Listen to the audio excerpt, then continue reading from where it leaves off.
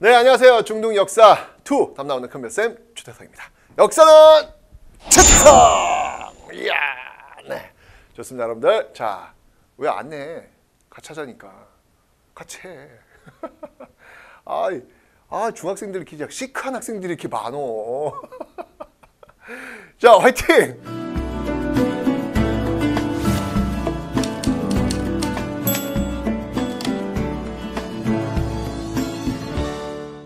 자, 여러분들, 우리 전 시간에 배웠던 거 기억나요? 우리 지금 문화파트 배우고 있어요. 지금 문화파트, 그죠?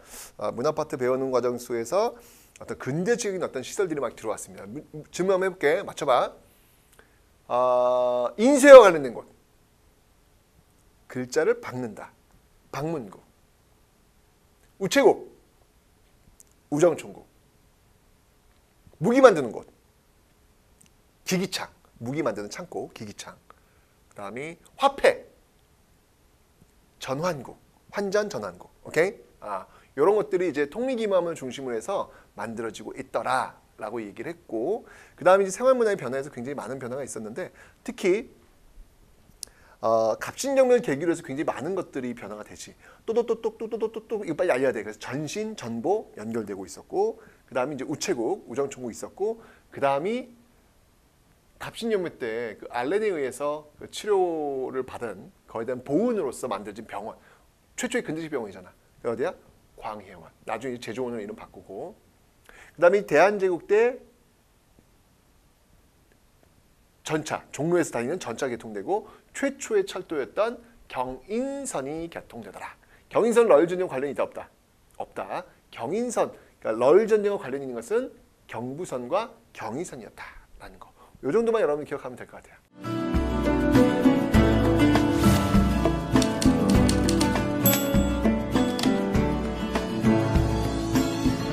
됐죠? 자, 이번 시간에는 바로 근대 문물의 수용과 사회 문화의 변화 두 번째 시간. 여기 이제 11강이 개항기의 마지막 시간 배워보도록 하죠. 자, 근대 교육의 보급입니다. 자, 이제 여러분들 이제 교육과 관련된 거야. 여러분들 학교 다니잖아, 학교. 어?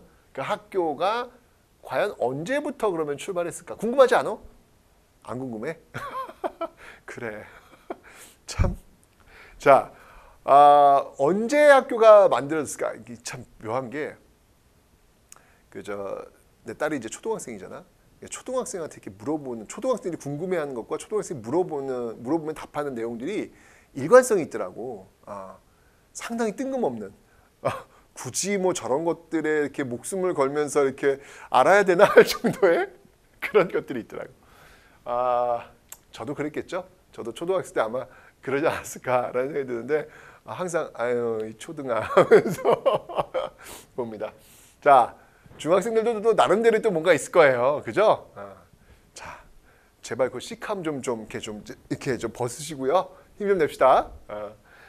자, 근대교육 보급. 우리나라 최초의 근대적 학교. 앞강의에서 우리가 최초의 우체국 하면 우정총국 뭐 이렇게 배웠잖아. 우리가 최초의 근대식 병원 하면 광해원 이렇게 나와야 된단 말이야. 이게 골든벨 진짜 많이 나오거든. 우리가 최초의 근대식 학교. 야, 이 정도는 상식이다 진짜. 어딜까? 여기. 무슨 학사래? 띠딘 원산학사. 이게 우리나라 최초의 학교. 근대적 학교 최초. 함경도 주민과 지방관이야. 이거 지방관이 합심해서 세운 최초의 근대 학교. 자, 근데 물어보자. 왜 원산에서 최초의 학교가 나올까? 무조건 외우려고 하지 말고 좀 이해를 좀 한번 해보자고. 왜 원산일까? 원산이 바로 개항장이었거든. 최초의 개항장이 어디지? 강화도 조약으로 부산이잖아. 부산 이외, 강화도 조약에 보면 부산 이외에 두 곳을 더 개항한다고 나와 있거든. 그래서 그 두 곳이 어디가 되냐면 바로 원산하고 인천이 되거든. 바로 그 원산이 개항장이 되다 보니까 외국의 문물이 들어오는 거라. 그 지역 유지들이 이 외국의 문물을 빨리 받아들여가지고 빨리 이 사회에 적응해야 되겠어 라고 판단해가지고 만든 최초의 학교가 바로 원산학사. 그러니까 이거는 국가가 세운 게 아니라 그 지역 주민들이 세웠던 사립학교라는 얘기지. 자, 그리고 정부에서 세운 것도 있는데 요거는 근대적 사립학교이긴 하지만 여러 과목들 다 가르치는 건 아니고 주로 이제 외국어 교육, 동문학이라는 데가 있거든. 동문학, 동문학이라 했는데 정부가 세운 외국어 교육기관. 실질적으로 국가가 세운 최초의 근대식 학교. 그러니까 원산학사 이후에 국가가 세운 최초의 근대식 학교는 바로 여기. 공원, 공립학교라는 뜻이지. 어디냐면 유경. 육성하는 곳이야. 영재. 좋은 어떤 인재들을 육성하는 공립학교. 그래서 유경공원이라는 곳이 있는데 정부가 설립한 영어를 비롯한 서양 학문 교육기관이다. 최초의 근대식 학교는 원산학사, 국가가 세운 최초의 근대식 학교는 유경공원. 이렇게 보면 돼요. 여기 이제 하버트. 이때 이제 이 미국에서 교사 3명이 초청이 돼서 와요. 하버트. 근데 여기서도 이제 충돌이 벌어져요. 무슨 충돌이 벌어지냐면 여기서 이제 있는 집 자제들이 여기 굉장히 많이 가거든요. 근데 있는 집 자제들이 시험을 봤는데 시험을 못 본 거야. 100점 만점에 막 30점, 20점 이런 거야. 그래서 이제 헐버트 같은 교사들이 30점, 20점 이렇게 보낸 거라 난리가 난 거야. 왜 난리가 나냐면 아니 어찌 영의정 자제 점수를 이런 식으로 이게 말이 됩니까 이게? 어떻게 이럴 수 있습니까 이게? 망신을 주는 겁니까 이게 뭐 하는 겁니까 이게? 그러니까 당시 어떤 그 신문지 사회에서 이게 뭔가 좀 이렇게 그 신문지에 대한 배려, 그 당시 배려지 말도 안 되는 거. 지금 우리 생각은 말도 안 되는 건데 그건 배려가 아니라 비리지 비리. 지금으로 본다면. 근데 그 당시에는 영의정 자제를 어떻게 이런 식으로 말도 안 된다라고 해서 점수를 좀 다음부터는 좀 적당히 좀 이렇게 올려줘라. 라고 헐버트가 이해가 안 되는 거야. What happened? His score is 30. Just I gave him 30. 라고 준 거예요. 영어가 안 돼. 어쨌건. 그러니까 외국인들이 이해가 안 되는 거. 아니 30점 받으면 30점이지 무슨 여기를 점수를 올려. 이러니까 결국은 안 보내. 안 보내. 안 보내는 거예요. 그러니까 고종이 결국은 유경공원을 다녀야만 높은 고위 관직을 줄 거야. 라는 식의 어떤 성명서까지 발표할 정도로 아직도 유경공원이 좀 말이 많았어요. 이게 당시 그 있는 사람들이 또 이렇게 보여주고 있는 내가 볼 때 갑질이지 뭐 갑질. 그죠? 이런 것들도 있었다. 이거 오래 못 갈 것 같아. 뭐 실제로 못 가요. 그래서 유경공원. 요게 이제 원산학사가 83년도에 세워지고 여기 86년도에 세워져요.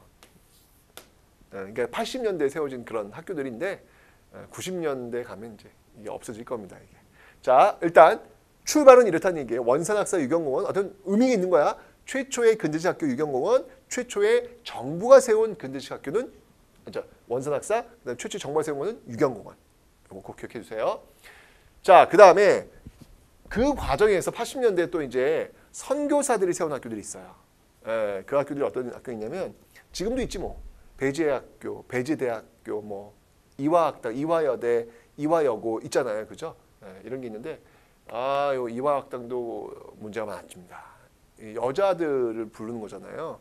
여기서 이제 근대식 학교를 가르쳐 서양 선교사들이 가르치는 거니까. 근데 거기서 이제 그 여학생들 체육을 했나 봐요.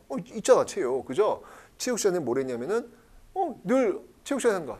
하나 둘 셋 하나 둘 셋 하나 이걸 한 거야. 난리가 난 거예요. 아니 양반집 규수를 데려다가 이걸 뛰게 이게 다리 벌려 이게 말이 되냐 왜 난리가 난 거예요. 있을 수 없네. 집안 망신다 해가지고 막 그 노비들 보내가지고 들고 업게 나오고 하고요. 수업 거부 이런 일들이 벌어져요. 여기 선생님이 그냥 이거 했을 뿐인데 그냥 운동한 것 뿐인데 당시 그 유교 사회에서는 여자는 뛰어도 안 되고 하여튼 괴상망측하게 본 거예요. 무슨 그런 체조를 그런 식으로 하느냐라고 해가지고 학생 수가 대폭 감소했던 학교 운영 자체가 어려웠던 그런 사례도 있습니다. 시간이 흘러가면서 이제 그걸 막 설득을 하고 막 그러면서 좀 이렇게 정상화됐지만 하여튼 이 근대적인 어떤 문물하고 이렇게 들어오는 과정 속에서 굉장히 충돌들이 많았다라고 하는 것도 한번 볼 수 있죠. 그죠? 그랬던 학교가 지금 또 이화여고, 이화여대 이렇게 연결이 되고 있습니다. 이거 자 중요한 포인트가 있어요. 자, 이게 뭐냐면 1880년대 만들어진 학교들이에요. 원산학사, 뭐 유경공원, 뭐 이화학당 다 80년대 만들어진 학교들이에요. 자, 그런데 하나의 획을 그었던 계기가 있어요. 그게 뭐냐면 바로 교육 입국 조서라는 거예요. 자, 요거 꼭 기억해 두셔야 합니다. 이 교육 입국 조서라고 하는 것은 뭐냐면, 자, 여러분 기억나요? 교육 입국 조서를 반포했던 개혁이 있어. 또 까맣게 까먹었지? 했는데 이 교육 입국 조서 반포한 건 언제냐면 바로 가보개혁. 가보개혁도 어떤 가보개혁이면 2차 가보개혁 때. 2차 가보개혁 때 반포가 된 게 바로 이 교육 입국 조서라는 게 있어요. 있는데 이 교육 입국 조서 이후에 만들어진 학교, 소학교, 지금의 초등학교지. 그다음에 외국어 학교, 그다음에 선생님들을 양성하는 사범학교가 이제 설립이 되는데, 자, 중요한 포인트가 뭐냐면 교육 입국 조서, 이 교육 입국 조서를 기준으로 해서 2차 가보개혁 때니까 그 이전에 만들어진 학교하고 그 이후에 만들어진 학교를 반드시 구분하라는 거. 그 이전에 만들어진 학교가 뭐가 있었지? 원산학사, 유경공원, 이화학당 이런 학교 있었다고 그랬잖아. 그지? 그런데 교육 입국 조서를 기점으로 해가지고 이제 바로 소학교, 외국어학교, 사범학교가 설립된다는 거. 완전 중요해. 소학교, 외국어학교, 사범학교가 설립된다는 거. 교육 입국 조서를 기준으로 해서 이후에 소학교, 외국어학교, 사범학교가 설립된다는 사실. 그 이전에는 원산학사, 유경공원, 이화학당 이런 학교가 세워지는 거고.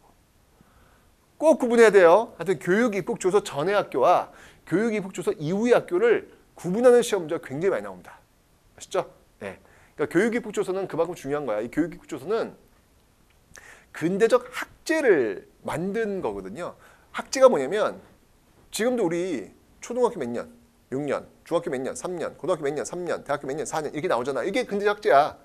이런 근대적 학제가 이제 이때부터 만들어진다는 거지. 소학교 만들어지고 나중에 중학교 만들어지고 뭐 이런 식으로.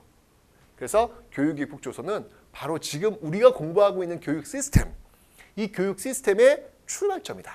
이게 바로 제2차 가보개혁 때 만들어진 거다. 그게 지금까지 오고 있는 거다라고 하는 거. 이게 궁금하지 않아? 궁금하잖아. 헐. 자, 어떤 교육 입국 조서. 아니 왜냐면 나는 그런 것 같은데 내가 지금 살고 있는, 내가 지금 보여주고 있는 이 모습들의 출발점이 언제부터였을까? 가 나는 궁금하거든. 하긴 뭐 내가 궁금한 걸 여러분들 강요할 수는 없지만 어쨌건 예, 역사에서는 그렇게 이야기를 하고 있습니다. 자, 그래서 근데 교육학 교육 보고 이제 한번 살펴봤고요. 하여튼 교육 입국 조서 중요해. 자, 그다음에 민족 의식 교육. 자, 이건 뭐냐면 이건 배웠던 내용이에요, 여러분들. 여러분들 그 애국개봉 운동단체 교육, 언론, 식사능업뿐만 아니라 국외 독립운동 기지까지도 독립군 양성까지도 고민했던 단체가 어디라 그랬지? 신민회. 그지? 그 신민회 교육 어떤 학교에 있었어? 선생님 다니는 학교. 대성학교, 오산학교 이런 학교들이 이제 을사늑약 체결 이후에 애국개몽 운동가들이 세웠던 그런 학교들이다라는 거 요거 봐두시면 되겠습니다. 됐죠? 자, 이제 언론입니다.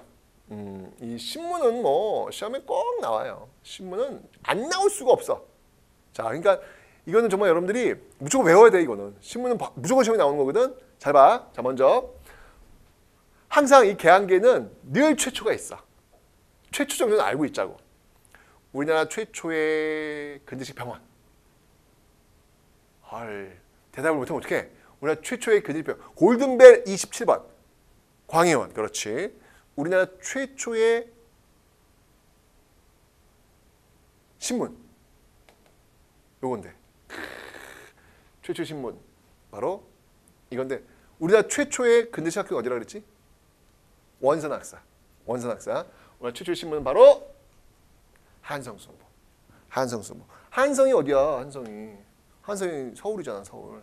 서울에서 발간된 순보는 뭐냐면 이 순자가 한자로 뭐냐면 열흘을 주기로 해서 나오는 보, 신문이라는 거야.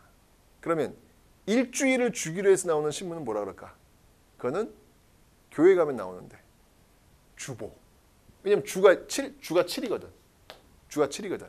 그럼 매일매일 나오는 신문은 뭐야? 그건 일보가 되는 거지. 그건 일보가 되는 거지. 그래서 순보, 주보, 일보. 이렇게 순보, 주보, 일보 이렇게 나오는 건데 여긴 지금 순보니까 서울 지역에서 열흘마다 발간되었던 신문이 최초구나 라는 걸 알 수 있지. 한성순보. 우리가 최초의 신문. 자, 최초의 신문을 그럼 어디에서 발행했을까? 글자가 막 박혀있다. 어디서 발행했을까? 야, 배웠잖아. 이거 연결을 시켜봐. 글자를 이렇게 박아내는 곳. 박문국. 그렇지. 바로 박문국에서 발행했다. 완전 중요해. 이거 시험에 진짜 잘 나온다. 한성순보와 박문국. 반드시 연결해야 된다. 진짜 시험이 잘 나와. 한성순보와 박문국에서 발행했다. 여기는 주로 이제 정부의 개화 정책과 국내 정세를 소개하는, 그러니까 관보, 정부의 어떤 그 소식을 알리는 관보의 역할을 또 하고 있다라고 하는 것도 기억해 놓으시면 되겠습니다. 이게 바로 한성순보가 되겠습니다. 한성순보 됐지? 자, 그 다음에 이제 또 한번 퀴즈. 이거 다 퀴즈야. 진짜 골든벨에서 선생님한테 이제 문제 의뢰 들어오거든. 그러면 내는 문제 다 이런 문제야. 자, 최초의 순 한글 신문이다. 그러니까 앞에 있었던 그 한성순보 같은 경우에는 한자가 많이 들어가거든. 한글 신문이야. 순한글 신문. 최초의 순한글 신문. 어딜까? 흔들 독립신문. 독립신문, 독립협회, 독립문 연결되잖아. 그지? 최초의 순한글 신문. 근대 지식인과 국내 정세 소개하고 그다음에 이제 영문으로도 이제 발행이 되어가지고 국내 정세를 외국에도 알리기도 했던. 어쨌건 최초의 순한글 신문이라는 사실. 이게 바로 독립신문이라는 사실. 꼭 기억해 주세요. 한성순보 시험에 잘 나오고 독립신문도 시험에 잘 나오고. 그다음 자, 요거는 어딜까? 순한글로 간행되어서 서민과 부녀자들이 주로 구독했던 신문이래. 요게 언제 나온 거냐면 대한제국시기에 나온 거거든. 대한제국시기에.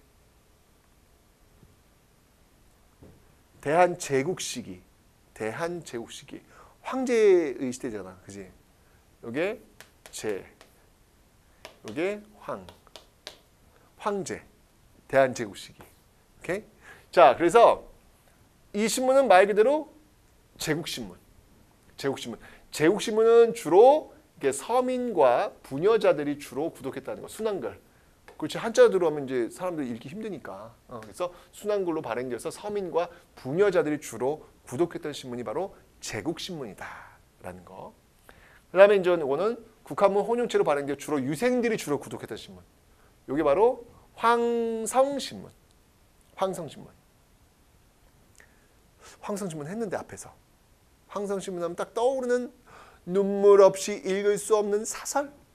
그것이 무엇인가? 바로 장지연의 시이랴 방성되고 오늘 목놓아 통곡하노라. 어떤 사건이 계기가 되었지? 을사늑약. 뭘 뺏기지? 외교권의 박탈.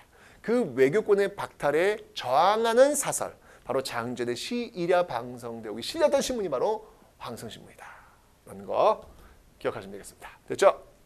자, 그 다음에 또 이건 이제 진짜 신문들 중에서 지금 다 중요한 신문들이긴 한데 제일 시험에 많이 나오는 거. 그 신문이 무엇이냐? 바로 따단 요거. 대한매일신문. 완전 중요. 자, 대한매일신문은 양기탁과 베델이 참가했는데 자, 주목할 부분은 이 부분. 베델이 참가했다는 사실. 일제 비판적인 기사를 굉장히 많이 실었어요. 구한말, 그러니까 막 정미 7조약 막 이거 막 체결된 어떤 그 과정 속에서 일본에 대해서 굉장히 비판적인 기사를 싣는다. 이거 쉬운 게 아니거든. 왜냐면 당시 통감부가 가만히 있지 않을 거 아니야. 막 비판한 뭐 예를 들면 국채보상운동 같은 경우에도 뭐 통감부의 어떤 탄압으로 결국은 그게 안 되잖아. 이런 식으로 통감부가 지금 눈을 막 부라리면서 막 보고 있었는데 여기에도 굴하지 않고 그냥 떳떳하게 기사를 실었다. 그 배경이 뭐냐면 바로 이 외국인, 영국인 이 베델이 이거를 지금 주관하고 있었기 때문에 일본이 함부로 어찌할 수가 없었던 것이지. 그래서 일제 비판적인 기사가 많이 나왔는데 특히 국채보상운동을 적극적으로 홍보했던 그 신문이 바로 대한매일신보다라는 거 기억하시면 되겠습니다. 여러분들 이 베델 같은 경우에는요, 베델의 그 묘지가 어딘지 알아요?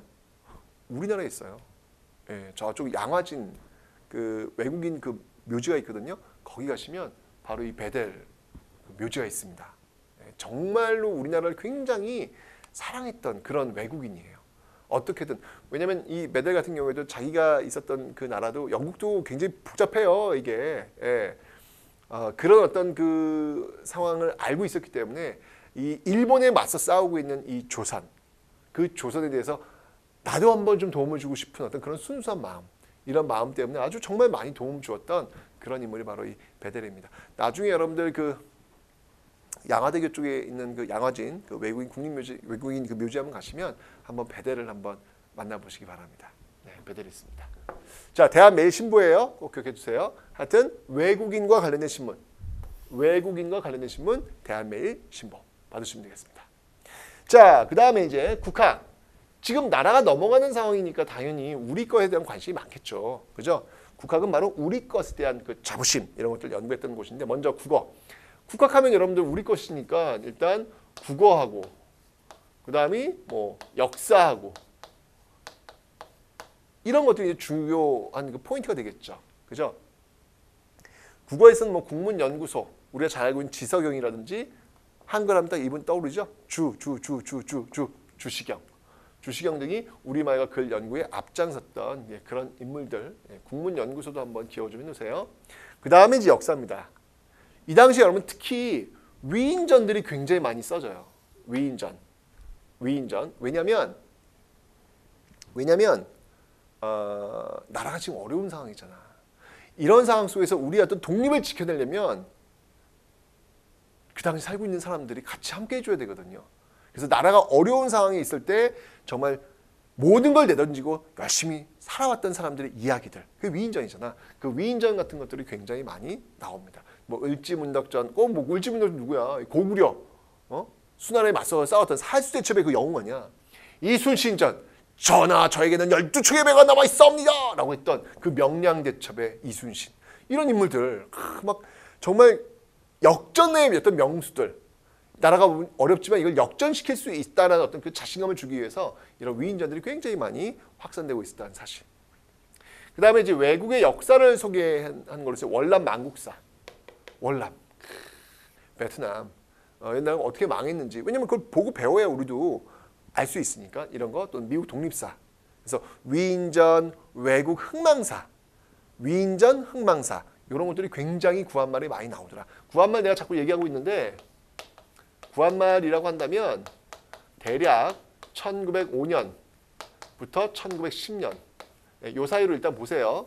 요 사이로. 그러니까 대한제국의 막판에 있는 어떤 그런 시대다라는 거거든요. 자, 그래서 바로 이 구한말, 이 당시에는 이렇게 위인전과 바로 이런 그 외국의 흥망사 이런 것들이 굉장히 많이 등장했다라는 거. 특히 역사하면 이 사람을 빼놓으면 안 되죠. 바로 신채호입니다. 독사신론. 자, 이 독사신론은 뭐냐면 근대 민족주의 역사학의 토대를 마련했던, 우리 민족의 어떤 그 위대함 이런 것들을 강조했던, 그럴 수밖에 없어. 이게 지금 너무 지금 우리 민족이 위대해 막 이렇게 얘기하는 건 우리 뭐 국뽕이라고 요즘 얘기를 하더만, 국뽕. 근데 지금은 좀 그런 걸 얘기하면 뭐 좀 그럴 수 있겠지만 이 당시는 지금 나라가 넘어가는 상황이니까 우리 민족의 위대함을 알릴 수밖에 없잖아 지금. 그지? 그러니까 당연히 민족주의 역사학에 대해서 굉장히 관심을 가질 수밖에 없고 조명이 되고 그 민족주의 역사학을 이끌었던 대표적인 인물이 바로 신채호라는 거. 근데 민족주의 역사학의 토대, 이 신채호는 이 시기 구한말뿐만 아니라 일제강점기까지도 정말 이 민족주의 역사학의 어떤 토대를 만들려고 정말 노력했던 그런 분. 신채호. 역사 선생님들이 신채호 굉장히 존경하시거든. 그 말은 뭐다? 시험 문제 내신다는 거지. 그러니까 신채호를 꼭 기억하시라. 오케이. 자, 그 다음에 이제 또 이 박은식, 민족 정신을 또 강조하는 그런 어떤 인물들이 있더라라고 하는 거. 하여튼 구한말, 나라가 어려운 상황 속에서 위인전과 흥망성사를 이야기하고 있는 것들이 많이 나왔고 그 중심에 신채호가 있다라는 거 받으시면 되겠습니다. 자, 문학을 볼게요. 문학. 자, 문학에는요 이 당시에 그 신소설, 새로운 형태의 소설이라는 얘기지. 신소설, 뭐 혈의 누, 금수회의록, 뭐 금수회의록 같은 경우에는 당시 어떤 그 금수는 뭐냐면 짐승들이거든. 내가 아는 사람 중에 이름이 박금수, 금수다 이름이. 그래서 아니 왜 이름을 그렇게 지었어? 금수가 뭐야? 내가 부르는 사람이 민망하잖아. 괜찮아요. 난 금수예요. 아 그래요. 자 금수, 그러니까 짐승들이 모여가지고 회의를 했던 그런 내용. 여기를 통해 가지고 당시 어떤 그 인간 세상을 풍자하는, 동물들이 인간들을 풍자하는 그런 모습이 나와요. 신소설. 그 다음에 이제 신체 시도 있습니다. 해에게서 소년에게 대표적인 인물이 바로 이제 추남선 같은. 추남선의 해에게서 소년에게. 뭔가 어떤 그 소년들, 지금 이 다음 시를 이끌어갈 그 소년들에 대한 어떤 희망, 이런 것들을 지금 불어 넣어주려는 그런 내용이 되겠습니다. 그래서 신소설, 새로운 소설, 새로운 문체의 시, 이런 게 이제 나온다는 얘기죠. 그렇겠지. 시대가 지금 바뀌고 있으니까. 그죠? 그 다음에 이제 음악에서는요, 창가, 서양식 악곡에 우리말 가사를 붙여 부르는 형태로서 이런 그 창가들이 많이 나왔다라는 거. 이건 주로 찬송가에다가 이렇게 이제 가사만 바꿔가지고 나오는 그런 형태가 될 겁니다. 그 다음에 이런 것도 이제 시험에 잘 나오지. 그러니까 저 골든벨은 진짜 잘 나오는 거야. 최초는 잘 나왔다. 최초는 무조건 기억해야 돼. 우리나라 최초의 서양식 극장은 어디일까요? 야, 진짜 상식 테스트다. 상식 테스트. 우리나라 최초의 서양식 극장은 어디일까요? 원각사였습니다. 원각사. 우리나라 최초의 근대식 학교는 원선학사. 우리나라 최초의 신문은 한성수보. 우리나라 최초의 서양식 극장은 원각사. 이런 거. 원각사를 할 때 옛날에 이런 광고가 있었다. 용각산이라는 광고가 있었는데 이 소리도 아닙니다. 저 소리도 아닙니다. 용각사는 소리가 나지 않습니다. 뭐 이런. 전혀 모르지. 옛날엔 라디오로 얼마나 많이 들었는지 원각사가 생각나면 항상 그 용각산이 생각나. 이거 뭐 저 은단 같은 거거든. 그렇지, 미안하지. 은단도 모르지 너희들지. 그렇지. 알았어. 어쨌건 원각사, 우리나라 최초의 서양식 극장이라는 거 기억하시면 되겠습니다. 됐죠? 문예에서는 이런 것들이 있고요. 자, 그 다음에 이제 종교 한번 봅시다. 종교. 자, 종교는요, 천주교, 개신교가 있습니다. 천주교는 여러분들 원래 그 기독교 출발점이죠. 개신교는 종교 개혁을 통해서 천주교에서 떨어져 나온 루터의 종교 개혁의 결과물이 바로 개신교입니다. 근데 어쨌든 믿는 신은 똑같다는 얘기죠. 하나님. 여기서 이제 사회사업, 뭐 학교, 병원, 뭐 고아원 등을 운영을 했고요. 그 다음에 천도교가 있어요. 이 천주교와 천주교는 달라요, 여러분들. 천도교는 바로 손병이가 동학이에요, 동학.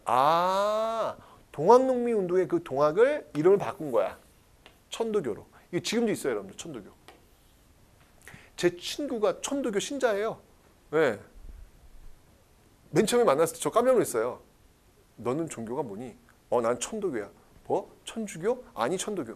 뭐라고? 다시 천도교? 처음 들었어요. 저는 천도교를. 그때 옛날에 그랬어요. 천도교라니까 짜샤 그러는 거예요.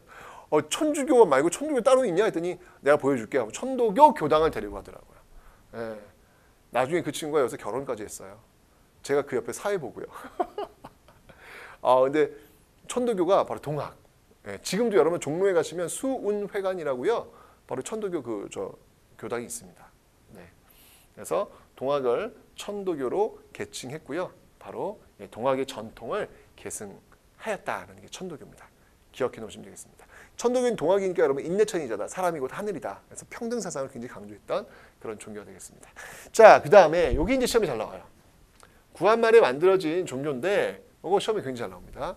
자, 단군교라고 하는 거예요. 단군교. 자, 단군교. 이 종교인데 바로 대종교. 이게 요즘 자꾸 이렇게 도를 믿으십니까? 그래서 길거리에서 이렇게 잡는 분들과 자꾸 이 종교를 연결을 시키시는데 좀 그건 아닌 것 같아요. 이건 좀 또 다른 파 쪽이고요. 어쨌건 대종교, 단군교. 그러니까 왜 이게 중요한 거냐면 자 보세요, 여러분들. 나라가 지금 넘어가는 상황 속에서 어떤 우리 민족의 위대성을 알리려고 지금 위인전, 흥망사 이게 많이 나오고 있잖아요. 종교도 마찬가지야. 종교도 바로 단군, 우리 민족의 출발점이잖아요. 우리 민족의 위대함, 우리 민족의 우수성을 알리기 위해서 단군을 믿는 종교가 또 나올 수밖에 없는 상황이 된 거죠. 이 당시 상황이. 그죠? 그래서 나철. 나철 들어봤는데? 오적 암살단. 그죠? 일사오적, 오적 암살단 그때 인물이 바로 나철. 나철, 오기오 등이 창시했고요. 간도 연해주의 그 독립운동가들에게 영향을 줍니다. 여러분들 일제강점기에 이 대종교 신자들이 무지하게 많습니다. 독립운동하는 사람들 웬만하면 대종교 신자라고 보시면 되는 거예요. 청산리 전투의 주역 김저진 장군 다 이쪽에 연결됩니다.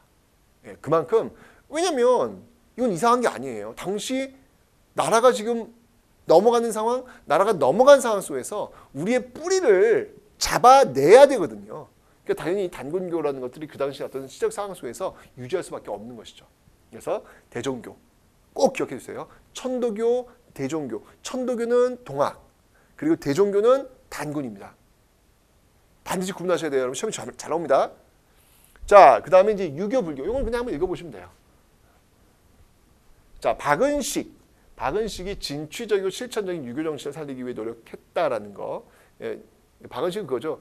아니 뭐 기독교나 같은 데가 이렇게 막 진짜 선교사들이 왔다 갔다 하면서 저희 교회에 나오시면 이런 도움이 있습니다. 막 이런 얘기를 하는데 유교는 그러지 않고 그냥 방구석에 앉아 책만 보고 있다는 얘기죠. 이래고 전파가 되겠느냐. 적극적으로 알릴 필요가 있다. 실천적인 어떤 그 유교를 강조했고요. 불교는 뭐 딱 떠오르는 님은 같습니다.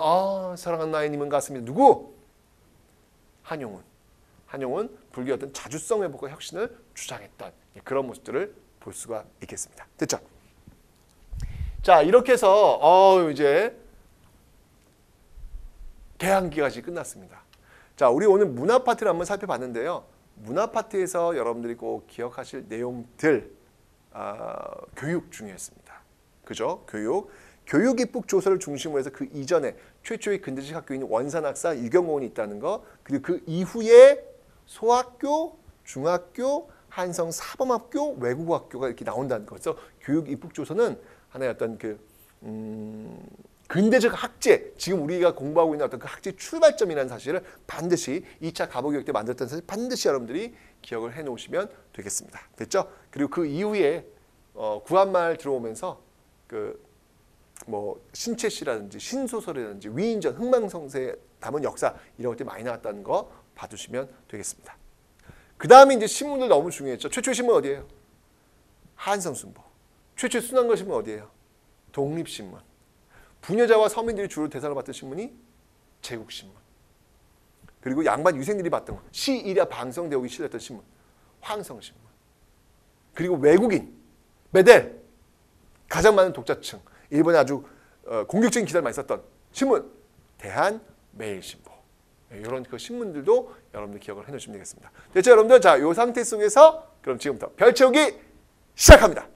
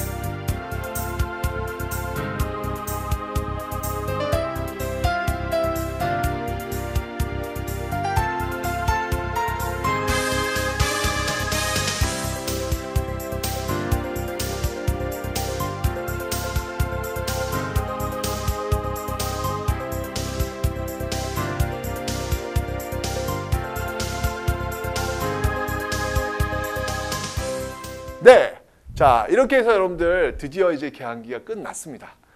끝났는데 기분은 좋은데 이제 다음 시간부터 이제 일제 강점기가 연결이 되기 때문에 좀 가슴이 좀 이렇게 먹먹은 합니다. 네, 자 하지만 제가 이야기했지만 여러분 역사라고 하는 것이 늘 감동과 늘 감사만 존재할 수는 없습니다. 역사의 그 슬픔과 반성이 또 전제가 되어야 하니까 그런 마음으로 다음 시간 일제강점기 한번 시작해 보도록 하겠습니다. 여러분 오늘 고생하셨습니다. 다음 시간에 볼게요. 안녕히 계세요.